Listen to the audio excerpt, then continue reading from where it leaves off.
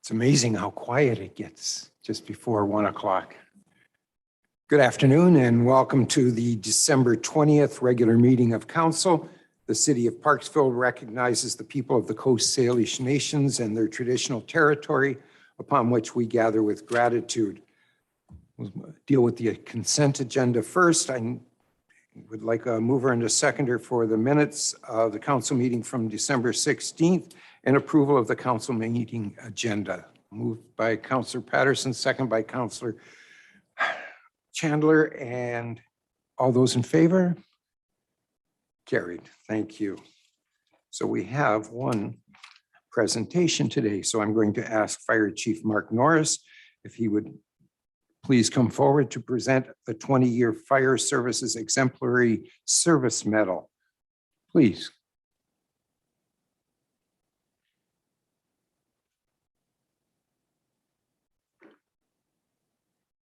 And he will sing a song before it starts. Can you hear me now? Thank you, Your Worship. It's my pleasure today to be here on behalf of the fire department in the city of Parksville to recognize Lieutenant Richard Riddell, who is a current member of the Parksville Fire Department for 20 years in the Canadian Fire Service. The recognition today is the 20-year Exemplary Service Medal, which is issued by the federal government on behalf of the Queen. And so if I could ask Your Worship to come up and assist me with the presentation. And if I could ask Lieutenant Riddell to join us up front here. I'd just like to point out that we have Lieutenant Riddell's wife and daughters in the audience today and some other family members, as well as several members of the fire department here to recognize Richard. Richard joined the fire service in the year 2000 in Coombs, Hilliers, which is a couple communities up the road from us. And he then did a stint. So he did did quite a few years in Coombs, 12 years or so, I think. And he did a stint in Arrington Fire Department. And then he came to his senses and moved to Parksville. And he's been with us for just over 8 years now. So Richard, thank you very much for your service. Richard is a great leader in the fire department. He's also got a good technical proficiency, excellent trainer, and good on scene. So it is my distinct pleasure to present you with the 20-year Federal Exemplary Service Medal.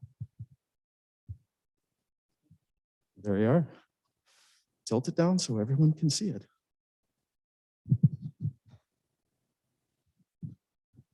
Thank you. It's amazing when you think 20 years doing what you guys do. It's just something that's very, very impressive to me. And I thank you just doesn't seem to be enough when we talk to all of the firemen, but especially when it's a firefighter that's been around for 20 years. Congratulations. And on behalf of the City Council and the City of Parksville, we appreciate what you do for us.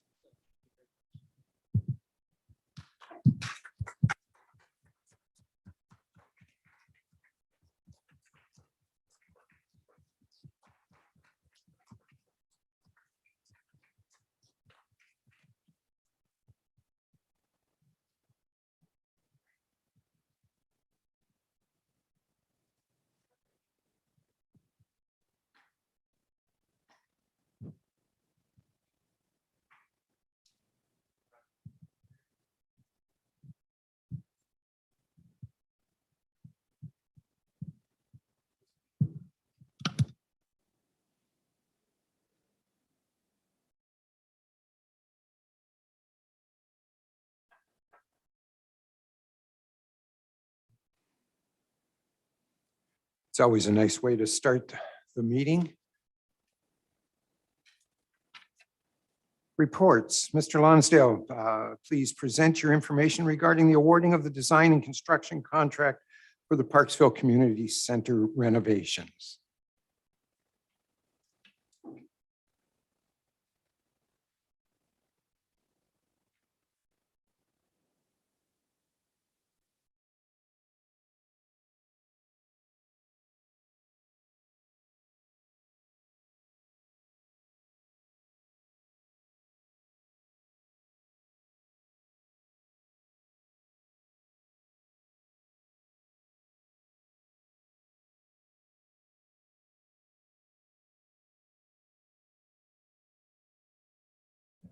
Thank you. Sorry.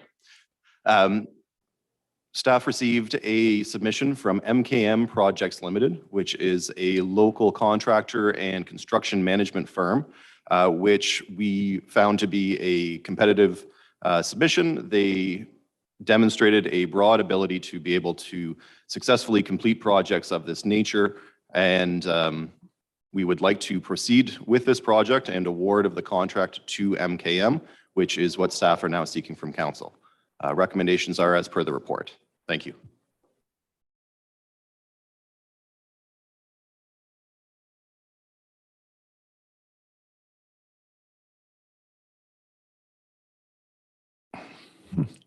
I need a mover and a seconder for the recommendations 1 and 2. Moved by Councillor Chandler, seconded by Councillor Wilson.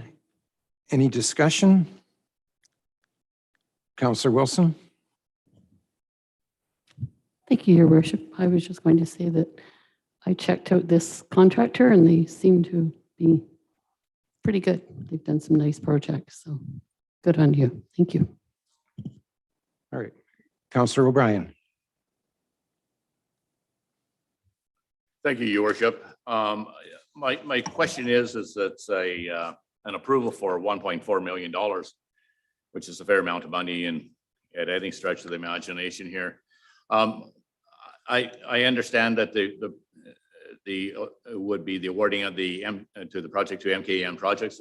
My question, I guess I have a question at this point.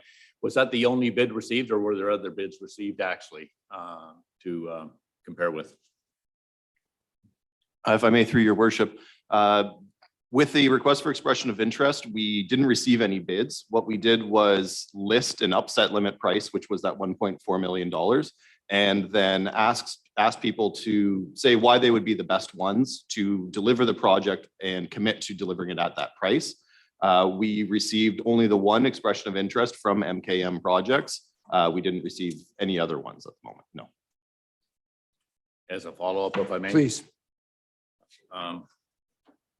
I'm really not comfortable with the without having other bids as well, having somebody else actually submit once we qualified the bidders. I don't think the proper protocol has been followed here. It's just my own thoughts here. I'm not happy with the amount of money. I realize that it's going to be paid for grant money, but I'm still not happy. $1.4 million is an awful lot of money to be spent. So that's just my comments at this time. Thank you. Thank you. Any other comments? Councillor Patterson? Thank you, Your Worship. Through you to our manager of special projects. Do we have a start date? I see that we pretty much have an end date in June, but will this happen relatively soon if this is awarded today? If I may, through your worship, if we have direction to award the contract to MKM, then I have plans to sit down with MKM's principal operator the first week of the new year to begin planning the project and starting renovations, hopefully in early February. Thank you. So in some ways, like Councillor O'Brien, I understand the cost factor is quite large, and we reviewed in the past some of the aspects of what will be happening in regards to some of the sleeping areas and the washroom and etc. But at this point in time, could you do a quick little refresh for those in the audience and around the table for me, please? If I may, through your worship, a refresher just with respect to the general intentions for the renovations. Sure, I don't have any visual aids with me, but I can kind of describe the intent.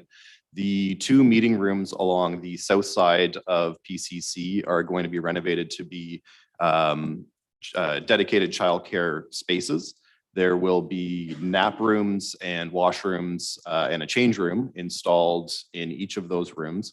I believe the one room will be dedicated for children between birth age 0 to about 3 years old, and then the other room will be, oh, thank you, Amanda, for children from around 2.5 to 5 years old. Generally, they kind of switch over once potty training has finished up, and then they can move into the older class. If I can just wait one moment for Amanda to bring this up here, might be a bit easier for folks to follow along with me.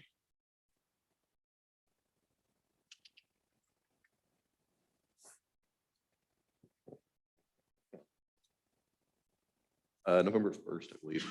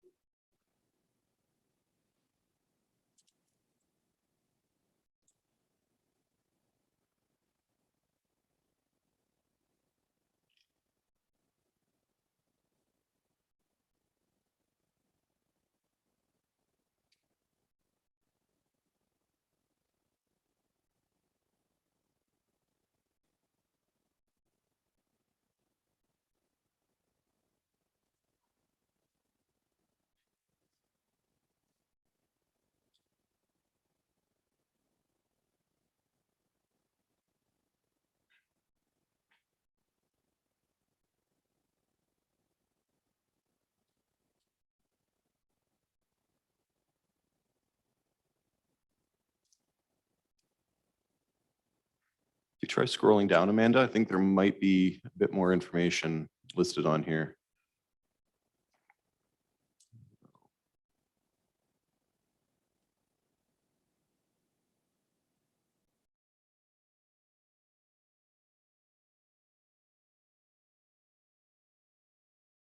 Okay, while we're waiting, go ahead. If I may, while we're waiting for that information to come through the mayor to Mr. Lonsdale. Just wondering if you could explain this request for expression of interest here as far as the costing amount. I understand the report here saying no city funds are being requested. That is through the grants that we received. But I'm wondering, when we put out this request for interest, are we setting that price tag saying, here's a job we want done, and this is the price we're looking to get it done for, who's interested? Or is it, we have a project we are looking to get done and they come back giving us their price that they're willing to do it for? If I may, through your worship. Yes, that's a very good question. So when we were originally putting together the grant funding application, the city staff that were working on that application went out, and I believe they worked with a local contractor to come up with pricing to include within that application for the nature of the work that we want to get done, and what would it cost. And that's how the original funds were calculated. And so with the request for expression of interest, what we did was we took the total funds that we had available, and then we decided to allocate some of those funds to a contingency account to make sure that if we encounter things like hazardous materials during renovations or supply chain issues or escalating material costs or that sort of thing, that we're insulated from risk and we're making sure that we're not spending too much money up front. And then the remainder of those funds would go towards that $1.4 million upset limit that was determined. So with the request for expressions of interest, we said, this is the work that we want to get done, and this is the maximum amount of money that we're willing to pay for it. Who's willing to come to the table and work with us? And that's what MKM has said that they would like to do. Great, thank you for clearing that up. Thank you. Appreciate that. So I have control of the mouse here. There we go. So the meeting rooms on the back side here will be converted into dedicated childcare spaces. A nap room will be constructed here, and then a washroom change facility here. This side being for that 0 to 3-year-old range. The existing commercial kitchen here is not going to be affected as part of these renovations. And this meeting room here will similarly be dedicated for childcare use, with a washroom constructed here. There is an existing storage room right here. And a portion of that is going to be used as a nap room, and a portion of it is planned to remain in use for storage. The kind of grassed garden areas outside of these two meeting rooms that are shown in green here are going to be fenced in with some all-weather, low-maintenance surfacing material placed in there for the children to be able to play and run and do all the fun stuff that the kids do out there. The existing trees that are in that space are planned to be retained as part of the works. And then across the road in that green space behind PCC, there'll be a fenced playground put in there, which is a space that will be used by the out-of-school care children when they're in the facility, and as well as the daycare and preschool children as well. The auditorium and stage shown here is planned to be retained for community use with very minimal work happening in that area. The plan is to install a divider across the middle of the auditorium area to allow for rental of the facility as two separate rooms, or to allow the out-of-school care children to be separated. So one side might want to play, I don't know, basketball, one side might want to do puzzles, that sort of thing, but to give a bit more flexibility and delineation to the space. The existing storage rooms here are going to be made, I believe the term we're using is just make them habitable. So do a bit of HVAC upgrades, put some nicer lighting in and some flooring and that sort of thing, and create a couple of kind of either storage or hangout zones for the out-of-school care children. The existing administration kind of office space here isn't going to be affected as part of the renovations. The existing, we've kind of changed the plans a little bit since this was put together. The existing cafe area, at this point, we're not planning on doing any renovations to that. We are going to be taking this administration office here and converting it into two washrooms that will service the out-of-school care children, and as well as expanding a little bit of the emergency management Oceanside washroom here, and removing some of the walls and partitions within that emergency management Oceanside area to give them a more flexible space for training and for use. And then the washrooms back here will continue to be available for community use during community rentals. And the backstage area, one half of it is going to remain as is, so that if there's productions happening there, they can continue to be used. And then the other area is having some very simple alterations made to it to remove some of the mirrors and kind of counters in the dressing room area, to make it a bit more of a flexible space and a quiet area for staff working within PCC to be able to sit down and, you know, have a coffee and have a break. Are there any specific aspects that you would like me to get a bit more into? Thank you for just the follow-up and everything as well. At times we've been told about that we have behind door conversations or meetings and such. So I just wanted to bring it forth again, some of the design of the space. That being said, though, what in past RFPs and such, we've always put in a percentage or something that for over costs. And that being said, there isn't in this proposal. It is a straight, and MGM will look at if they have any overrun. That's part of the bid. Is that correct? If I may, through your worship. So what we've done within this is come up with that $1.4 million upset limit price. And that is what we expect to MKM and their team to work within. And then if we find unknown conditions, like the hazardous materials that I mentioned earlier. So as we know, it's a portion of PCC is an older facility. So if we run into asbestos, for example, while working through it, then we have a contingency fund that we've set aside from that original grant funding, which is separate from the $1.4 million upset limit for MKM. And then we would access that contingency fund to offset any costs from there. So it's not reasonable for us to assume that MKM knows where there may or may not be asbestos at this time. So we wouldn't ask them to commit to that. That's a risk that the city is going to manage using those, that contingency fund that we've set up out of the grant funding. Thank you. And what is the amount of the contingency fund? If I may, through your worship, the amount of the contingency fund is $327,000, or sorry, $327,380.42. Thank you. Thank you. Counselor Frass. Yeah, okay, that's right. Counselor Chandler. Thank you, through your worship, to Manager of Special Projects. Michael, I had a question on the signage for, currently we have the Parksville Community Center signage. My understanding is that staying, or are we going to have a cost attached to that? That's going to remain exactly the same, correct? If I may, through your worship, my understanding is that the Parksville Community Center signage as it is will be remaining intact.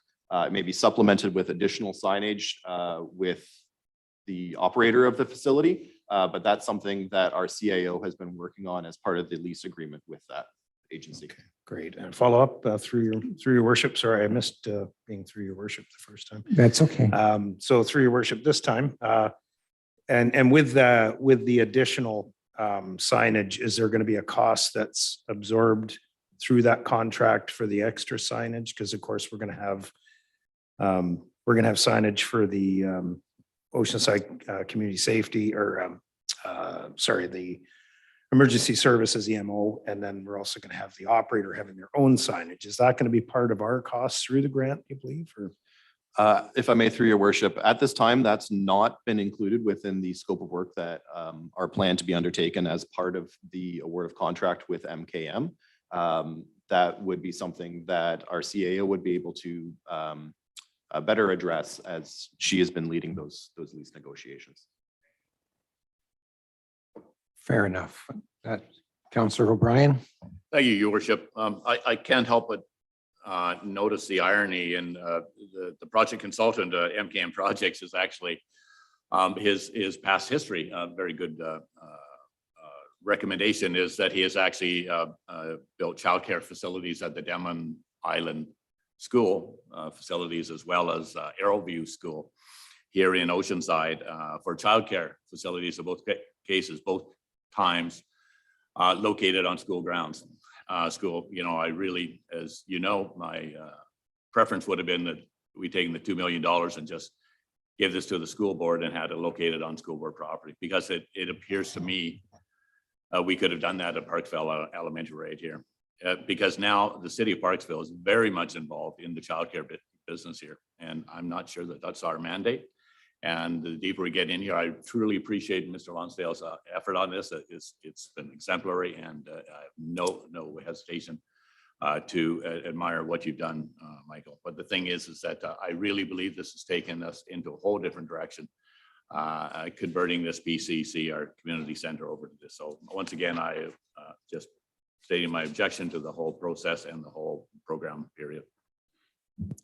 Thank you. Okay, I'm going to make some comments here now. First off,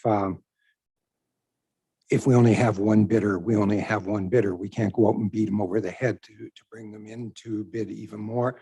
We established a price that we thought was a fair price, and MKM Projects Limited came back and said, yes, we can do that. In my mind, that's probably the best way to handle a project, because you know what the price is. If you would have went out and had three bidders and they would have come back at 1.8 or 1.9 million, where would we have gained from there? We established that it was a $1.4 million. I take objection to Councillor O'Brien's part that we're heading in a different direction. It's not our mandate. That's like saying prior to this that the previous operator, that was our mandate to operate what they were doing there. We have no mandate to operate childcare or anything else. We are renting this facility out or leasing it out to the Boys and Girls Club of Central Vancouver Island. They are going to operate it, and that is not the same thing. So I do that. I think we're there. We have no legal reason not to award this contract. We put it out the way it was supposed to be put out. We did all the things that were required to do by law. We did it.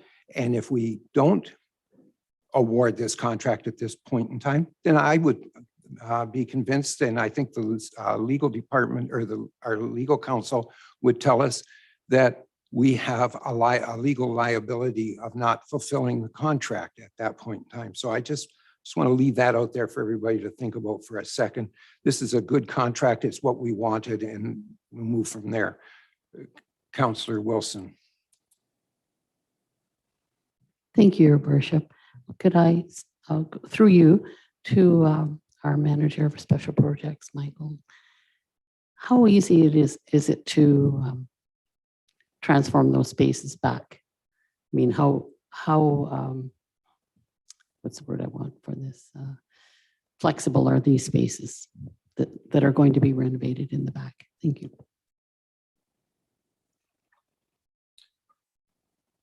My supposition, or sorry, if I may through your worship, my supposition would be that the walls that we're putting up to create the nap room and the 2 washrooms should be fairly easy to remove. They're not going to be structural walls. The improvements that are associated with them are things like getting HVAC into those spaces and fire suppression into those spaces to make sure that they're safe. But having them function without the walls, I don't think would be an issue in the future.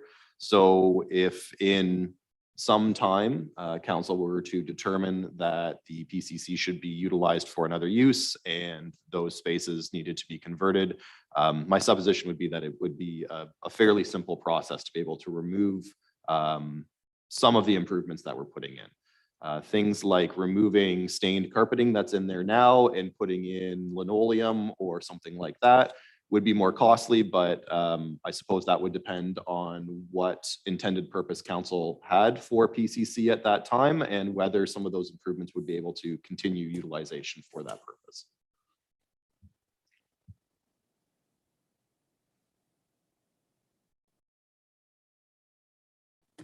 Long pause. Thank you. One more question. Thank you, Please. through your worship. So those spaces that you're doing that are going to be renovated, basically they could be used for other purposes right now, even with the walls up, I would take it. If I may, through your worship, they could be. The challenge might be down to scheduling and completion. So if, for example, the easternmost room were completed, it could be used for something along the way, but we're trying to push this forward as quickly as possible to reach a completion for these renovations with the goal of having them completed this summer. So as an example, Island Health is using one of those meeting rooms right now for their staff to be able to sit down, do paperwork, to store doses of the vaccine and so forth. And what we're hoping to do is to work on the other meeting room and get the work done in there. And then kind of flip-flop with Island Health and have their staff go to the newly completed room that they could work out of while we're working in the other room. So they could be utilized. It's just a logistics exercise to work through. Thank you, Your Worship. Just one more. Actually, I wasn't thinking of them being used right now. I just meant at any time when you're finished with the renovations. It was basically that those spaces could be feasibly used for any other purpose without any renovations. So thank you very much. Okay, then I'm going to call the question. All those in favor of the 2 recommendations? Opposed? Note that Councillor O'Brien is opposing. Thank you. Ms. Holmes, please present your information regarding the 2021-25 amended financial plan.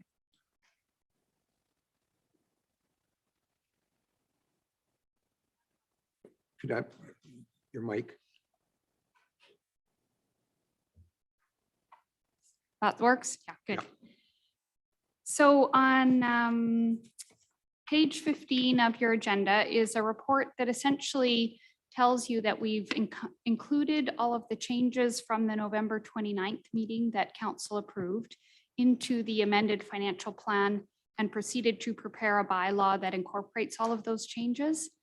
In addition to the November 29th changes, there was one change that was missed that was raised by the fire department, and that was that there was $20,000 of budget included in the capital fund related to purchasing equipment for the training ground. It needed to be reclassified into minor capital. So in the bylaw is just that reclassification from capital to minor capital. Council had already approved the $20,000 of expenditure. It was just a classification within our categories within the budget. So before you are the two recommendations related to receiving these changes, and then we'll consider the bylaw later in the meeting, which is on page 71 that incorporates all of those changes. Happy to take any questions on that if you've got any. All right, how about we just go with the recommendations first? All right, so somebody to mover and a seconder for the 1, 2, and 3. Councillor Patterson, second by Councillor O'Brien. Thank you. Any conversation, any questions? Just one comment, if I may.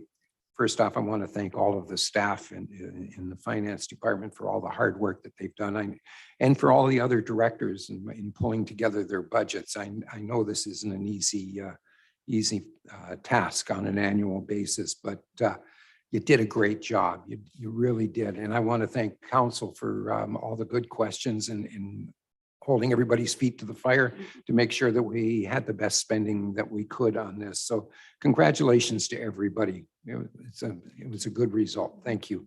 Councillor Patterson. Thank you. And thank you, Your Worship. I just wanted to echo a lot of what you've just said and realize that Mr. Butterworth, this was his last budget with the city of Parksville, and he will be missed, but I am sure that we have excellent staff that are moving in to take his role. So thank you. Thank you very much. Thank you. All right. That's the discussion. I will call the question for 1, 2, and 3. All those in favor?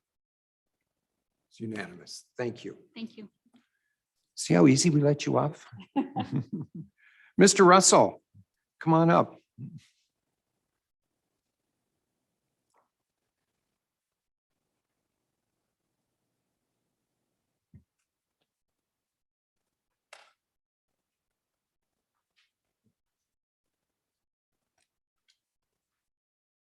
Good afternoon, Your Worship. For council consideration is proceeding with notice for a development variance permit for the conversion of a detached garage into an accessory carriage house at 564th Sixth Avenue. The reason for the variance is there's a difference in setbacks between standard accessory buildings and accessory carriage houses. The variances are detailed in the report, and the recommendations are per the agenda to proceed with notice. Thank you. I need a mover and a seconder. Moved by Councillor Chandler, second by Councillor Wilson. Discussion? Just a question, if I may, Director Russell. Would it make sense to put the two of those setbacks to be the same so we don't run into this in the future? If I may, Your Worship, that would be a decision for council. I'm just asking for your opinion on this. I believe the difference was potential impact of having a residence so close to an adjacent property. So our setback for a single family dwelling, for example, from a rear property line is 3 meters. That is reflected in the existing accessory carriage house setback.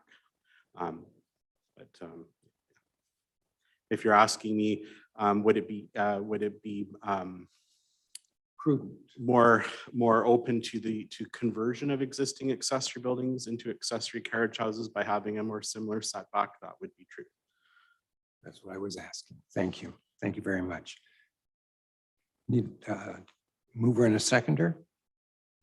I did? Oh, see that? I'm not even paying attention. Any other questions? All those in favor? Opposed? It's carried. Thank you. Mr. Russell? Certainly, if I may, your worship, for council consideration is the issuance of a development permit at 280 Island Highway East, to facilitate facade upgrades to the existing Thrifty Foods building. In this particular case, the facade upgrades comprise less than 25% of the building exterior. Most of the work is primarily painting, which wouldn't be covered by the development permit. There are some material changes to basically update the look of the building per Thrifty Foods' current corporate standard. The recommendations are per the agenda. Thank you. I need a mover and a seconder for the recommendations. Counselor O'Brien and seconded by Counselor Fraz. Discussion? Then I'll call the vote. All those in favor? Carried unanimously. Thank you. Mr. Russell, number 3 for you. Certainly. If I may, your worship, for council consideration is the issuance of a development permit to facilitate an amendment to an existing development permit. This amendment would only apply to the subject property that is requested it at 905 Parkside Crescent. The removal of this clause will allow the homeowner to convert an existing attached garage into living space within their existing single-family dwelling. Right now, this particular clause precludes the city from issuing a building permit to facilitate that conversion. The change in that clause would enable us to issue a building permit for them to proceed. The recommendations are per the agenda. Thank you. Mover and a seconder, Counselor Chandler, second by Counselor Wilson. Discussion? Counselor O'Brien. Thank you, your worship, and through to Mr. Russell. So am I right in assuming that this is just going to be converting the garage into the existing single family? It's not to permit a carriage house, or that it's actually just going to be included as part of the single family dwelling If I that's may, already existing? if I may, worship, through to Councilor O'Brien, it's part of the existing house. So there's a garage space that's part of the existing house, and it's just turning that into living space. No additional buildings are being added to the property. Thank you. Any other questions? Then I will ask the question. All those in favor? Unanimous. Thank you.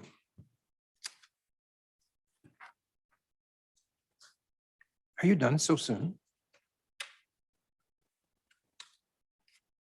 Mrs. Weeks.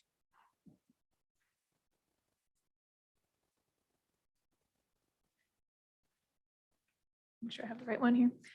So this report's in accordance with Council Policy 2.30 regarding the disclosure of business conducted in closed council meetings and the recommendations for the council agenda.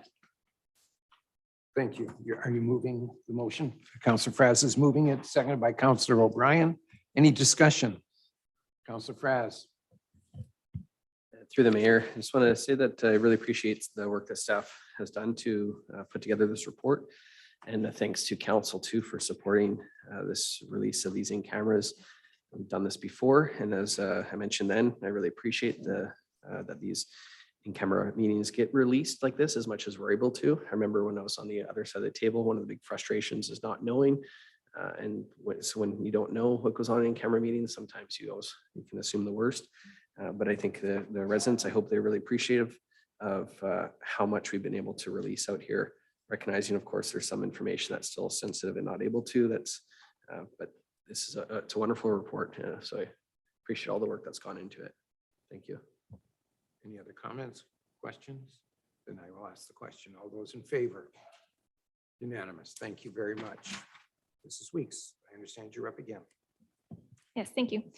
So this report requests council consideration for a fee-for-service agreement renewal with the Parksville District Chamber of Commerce for the operation of the Visitor Center.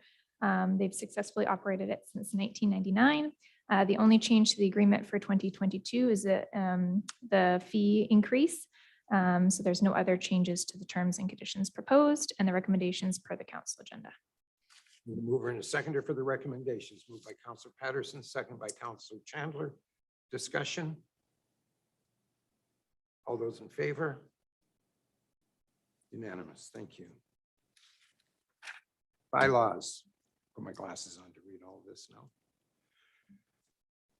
5-year financial plan amendment bylaw 2021 to 2025, number 1572.1, amendments to the 2021 to 2025 financial plan. I need a mover and a seconder and be read 3 times. Counselor O'Brien, second by Counselor Chandler. Call the question. All those in favor? Carried. Thank you. Notice of motion. I understand we may have a notice of motion. Thank you, Your Worship. So I'd like to make a notice of motion that a member of Parksville Council be appointed to the Oceanside Task Force on Homelessness to provide the city of Parksville the opportunity for representation, participation, and dialogue, along with the current 12+ Oceanside partners. All right, we'll bring that up at the next meeting. Thank you. Anybody else? Fair enough. Any new business other than Christmas? Counselor Wilson? Thank you, Your Worship. You skipped by this the last meeting, so I have a couple of things I'm going to mention. It's about the OCEC, and I just thought the public might want to know that there are complimentary memberships are being sent to anyone who's new in the area through the former Welcome Wagon, which is now called the community wagon each month. And also that the MAC has joined production team for the new outdoor stage project in Parksville and will be managing the box office function for the Beach Fest Society. The first event is a 3-day rock festival over the August long weekend. So we have something nice to look forward to. Thank you. Thank you. Anything else? That's fine. Then just a reminder, our next regular council meeting will be on Monday, January the 17th at 1 p.m. And I need a mover and a seconder for adjournment. Moved by Counselor Wilson, seconded by Counselor Chandler. All those in favor? I would guess that's unanimous. Thank you. Thank you very much. 42 minutes. Not bad. Yes, go ahead.